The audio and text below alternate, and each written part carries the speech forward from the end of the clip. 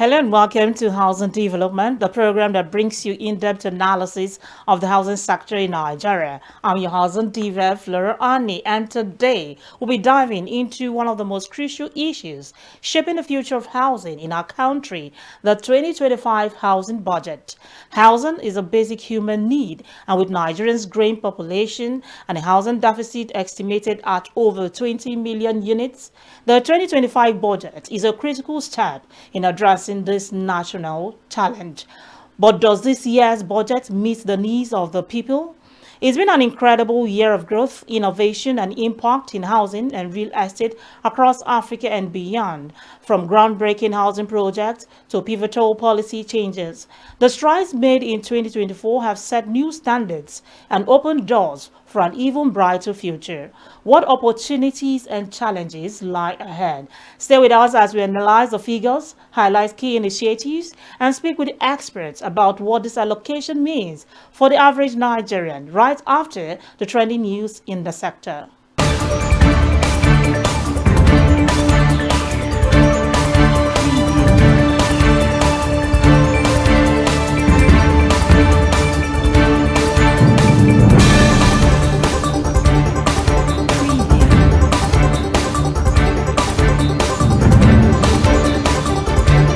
The Chief Executive Officer of Adamakin Investment and Works Limited, Afolabi Akindele, has said 90% of Lagos building does not have mortgage insurance.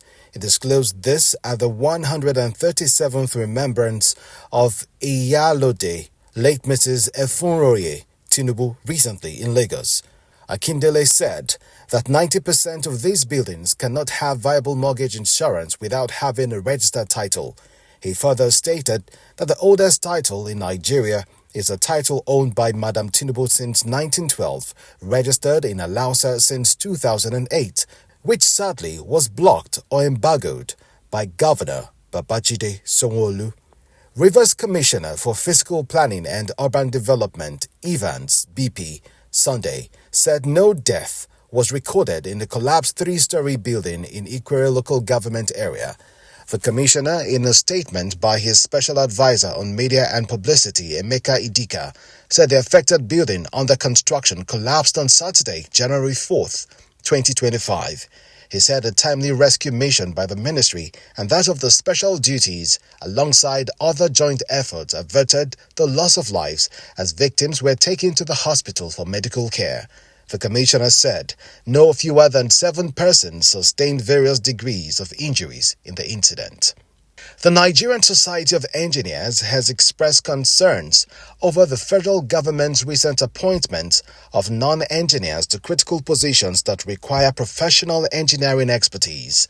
The society specifically pointed out the appointments made within the newly reconstituted executive management of the 12 River Basin Development Authorities (RBDAs) under the Federal Ministry of Water Resources. According to the NSE, many of the individuals appointed to the senior engineering roles, such as Executive Director, Engineering, and Executive Director, Planning and Design, lack the necessary qualifications and professional credentials. The Society's findings revealed that only 4 of the appointments were allocated to qualified engineers. NSE President Mrs. Margaret Oguntala voiced her concerns over the implications of these appointments for Nigeria's water resources management and the long-term sustainability of the sector. She emphasized that the River Basin Development Authorities play a crucial role in managing the country's water resources, which are vital for agriculture, environmental sustainability, and economic growth. The Minister of FCT, Nyesom Wike, has assured that the 50 individuals detained for vandalizing manhole covers on Abuja's roads will be prosecuted. The suspects were caught with 25 stolen manhole covers and solar street lights. In a statement on Monday, Wike stressed that the suspect would face the full force of the law as a deterrent to others. He further promised that those who buy or use stolen public infrastructure would also be apprehended and prosecuted for economic sabotage and endangering public safety. Wike commended the swift actions of security agencies and emphasized that the FCT administration's zero-tolerance stance on vandalism and other criminal activities would continue. He also praised residents who have shown patriotism by reporting such crimes, urging FCT residents to continue using social media to expose criminals and help protect public amenities.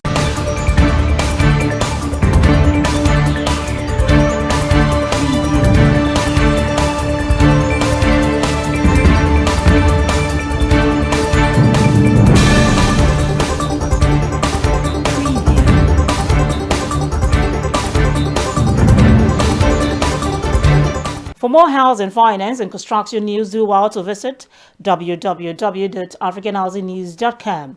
Now, let's start with a big picture.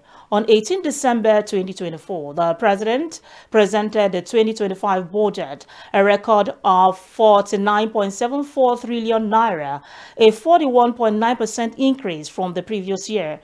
This allocation to the Federal Ministry of Housing and Urban Development in the 2025 budget is 88.14 billion naira. Is this allocation enough to tackle the housing deficit in the country? The focus area this year include affordable housing for low-income earners, slum upgrading and urban renewal project, sustainable housing and eco-friendly construction method. This ambitious plan, but how realistic are they within the confines of the budget? Up next, we'll be speaking with our guest, Mr. Femi Oyedele, to unpack these priorities. Hi, I'm Bob Weinsheng, CEO of iBuild Global, and keep watching the Housing Development Program. It's good news.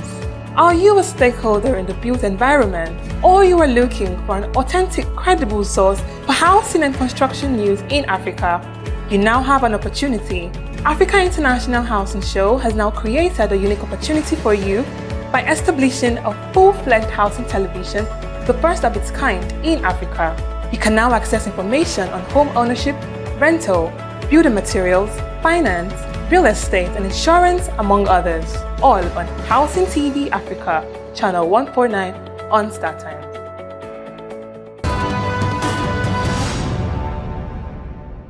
So today we're focusing on the outlook for Nigeria's housing sector in 2025. Joining me now is Mr. Femi Oyedele, the MD, CEO of Fame Oyster & Co. He's also an estate surveyor and valuer. Mr. Femi, thank you for being here today.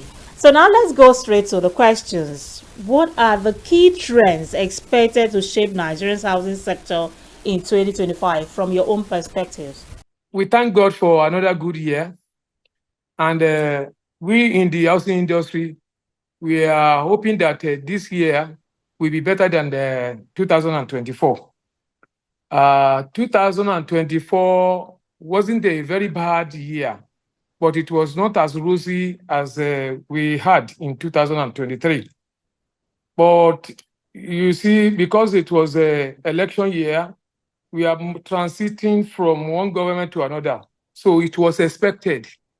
Now, this year, the trends that we are looking at that we make the housing market in Nigeria to be rosy are: one, the president promised that from 37.5% inflation rate, we'll be having, before the end of May, we'll be having around 15% as inflation rate. That is a good one for the housing industry.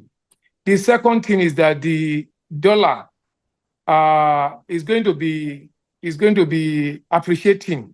We have started seeing it from 1,700 in November last year. Now we have around 1,470 naira dollar to naira to a dollar. No, this is a good sign that housing will be having it good this year.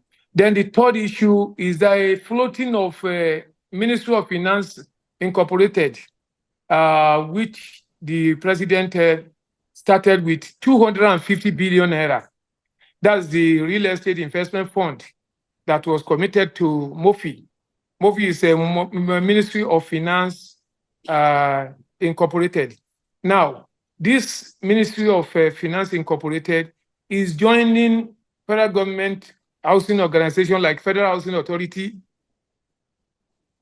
Family Home Fund, and a mortgage refinancing company. Now, with the collaboration of all these government agencies, I believe the property developers in Nigeria will be having it fine.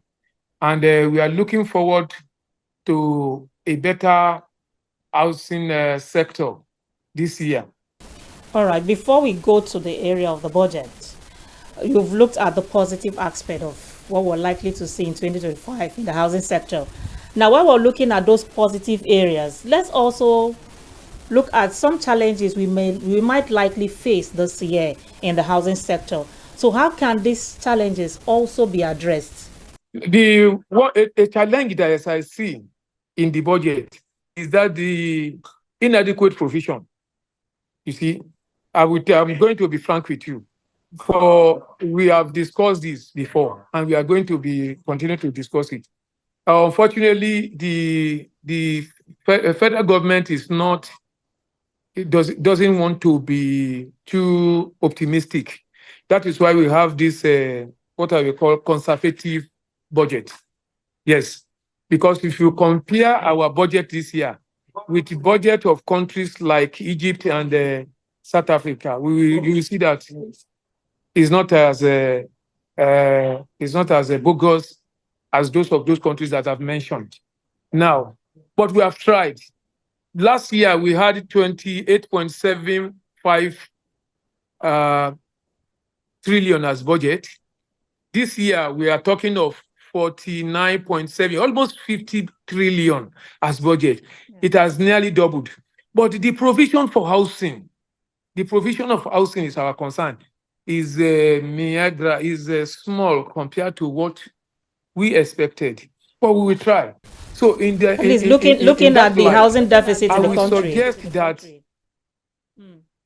yes, looking at the housing deficit in the country per what the budget allocated to the housing sector, I think is very small. But that is not a big challenge. What we are now trying to look at is what we call PPP, public-private partnership. We can assist government in bridging that gap, that housing gap of close to 22 million units now by adopting PPP, which is public-private partnership. We are looking at a situation where federal government or state governments, it's not only the federal government that should provide housing. State governments should also play prominent roles. Now, we will now partner with these governments, federal, state, local, mostly they operate in the rural area. When it comes to urban area, it's state. So we now partner with state governments, federal governments, we get land and then develop affordable housing for the people. Government cannot do it alone, especially with the budget of restoration that we have now. They have tried, but they can't do it alone. So the private sector must play their role too. Okay, now let's look at the issue of implementation. Do you think the housing budget adequately addresses infrastructure needs like roads, electricity, and water? Those are the critical, these things are very, very critical when it comes to housing projects in Nigeria. Those infrastructures that are needed. Thank you. You see, it's like we are just starting to have a structural government. The past, we have lacked vision in the past, and we have allowed a lot of what I would call funds to go down the drain, meaning that the past budget, we have nothing to show for the past budgets in the country. Now, there is a World Economic Forum infrastructural table. That's World Economic Forum. Annually, they produce a table to rank nations according to their infrastructural index. And the 2023 table, Nigeria ranked 123 out of 186 that was surveyed, or 186 countries that we are surveyed, that we are visited. Nigeria ranked 123. So you can see the wide gap. Now,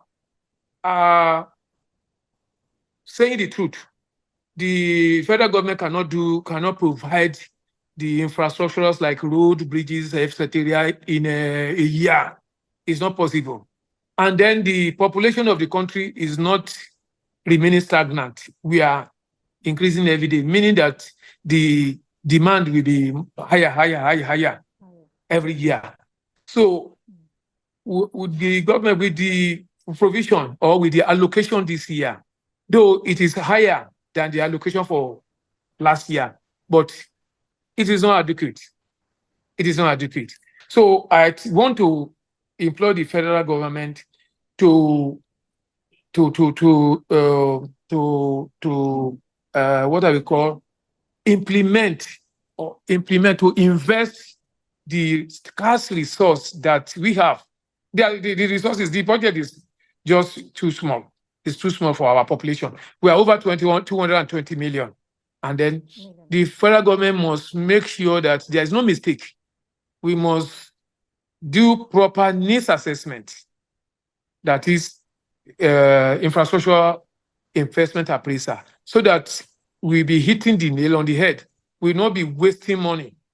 All these properties that we have abandoned, they are abandoned because they missed the objectives of investment, meaning that probably government didn't do proper work before embarking on it, and it's a waste of scarce resources. So we should not be repeating this again with our Niagara budgeting for the housing industry. We need rules. Not housing is a what I will call complex asset.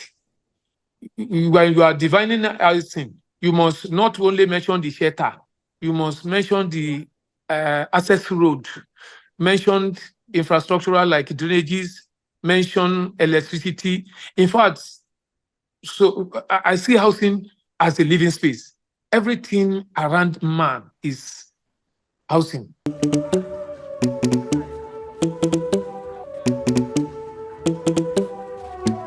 Let's go.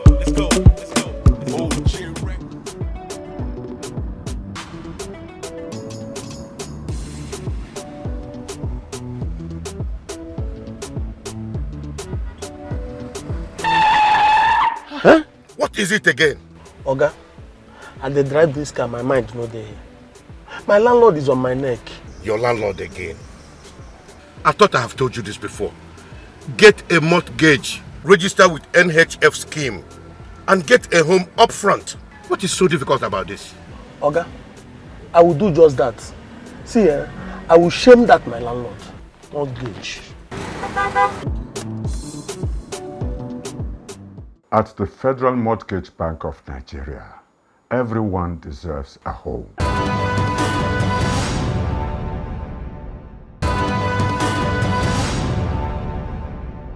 All right, I've been speaking with Mr. Femi Oyedele, the MD, CEO of Fame Oyster & Co. Moving on, earlier this week we took to the streets to hear what Nigerians think about the 2025 housing budget and their hopes and expectations for 2025. Here's what some had to say.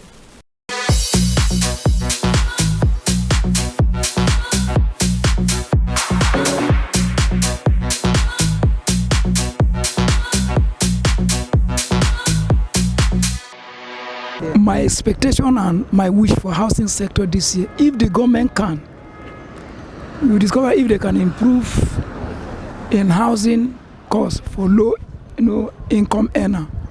Like in Abuja in particular, you discover that the cost of rent is very, very high. And if the FCT minister can do something about it, if you go to Gwarimpa, other estates, they build big houses, nobody's occupying it. They build it there, those houses are there for 5 years, 10 years, 15 years, even 20 years. Nobody is there, and people are paying high for housing. And some people cannot afford houses. You see, a house will be going for about 2.something million per a year. How much is the income? So if government can improve on that, I think it will be okay. Well, to me, I feel they should make housing more affordable to everyone, especially the low-income earners. We are in a country where even the common man on the street is paying the same rent with someone who is in a higher position. So if the government should look into it and make it more easier for those who are earning so little, can be able to afford a more comfortable and affordable housing. My wish and my expectation for the housing sector in the city of Abuja this year is to government to also look at the area whereby it's not everybody that earn the same salary, because you find out that in almost every area in Abuja here, the landlord have increased their house rent, not knowing whether you're doing daily job or you're doing a monthly job or you're doing civil servant or public service. All the landlords have just increased their rent. So what I'm just my wish is for them to look at the low salary income. Those people who are not, their income is not as much as those people who can afford to pay 1,500,000 and the rest yearly for their house rent. Let them also look at those people, those low salary earners who is still trying to survive in the city of Abuja, and let the government also look how it can bring in ways to help the citizen, those people living in those areas. I feel the government are doing so much, but they need to do a lot more, like extending the sector to other states that are within the environment, so that those who are working within the state and outside the state can have a housing scheme loan that will help them to cut down some excesses because of the cost of things in Nigeria today. I think by so doing that, it's going to help a lot of things and the people at large. So that is what I expect the government should do. If government can look into the association of landlord, they should call them and have a liaison with them and discuss the proper standard of pricing, like the house rent, because a landlord cannot wake up at the middle of the day and just increase his rent without considering if the tenant are having increment in salary and other things. So I think government can look into it and call the attention of all landlord association and make sure that they regulate their price and make sure it's fair and reasonable to the society. All this housing, it's few people that can afford all these houses, especially as you want to call Asukuro area. The house fare there is big. A room self 600, 700, 1 million. Abba, I will see someone cope with that. So I think government should please come in seriously, because house rent in Abuja is not a small thing. It's something that is really, really serious. So we need government to help us out on that issue.